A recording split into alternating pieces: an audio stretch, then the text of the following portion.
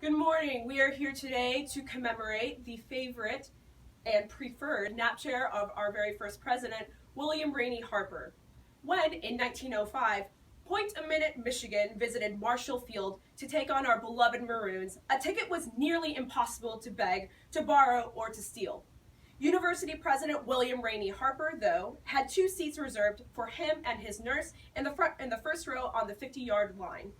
But President Harper was sickly, and age had unleashed its inevitable ravages on the body, if not the mind, of a great man. He was advised that 3 hours in the cold would likely do him no good. Then when he attempted to go to the game anyway, his doctor physically barred him from the stadium. When quarterback Walter Eckersall, also Chicago's kicker, booted the ball to Michigan to start the game, President Harper was sitting in this very building. Because this was before radio broadcasts of sporting events, he was holding a telephone receiver in his shaking hands. On the other end of the line was his son, Paul, standing in his room in Hitchcock overlooking the field. Dutifully, as Eckersall and Michigan's Girls engaged in a pitched punting battle, Paul Harper relayed to his father the events on the field.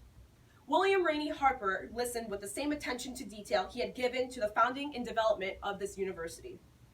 When, early in the third quarter, Eckersall's punt was fielded in the end zone by a Michigan back, who was tackled where he stood for what the rules at the time counted as a safety, William Rainey Harper leapt out of his chair, leapt with the last strength in his body out of this very chair in celebration.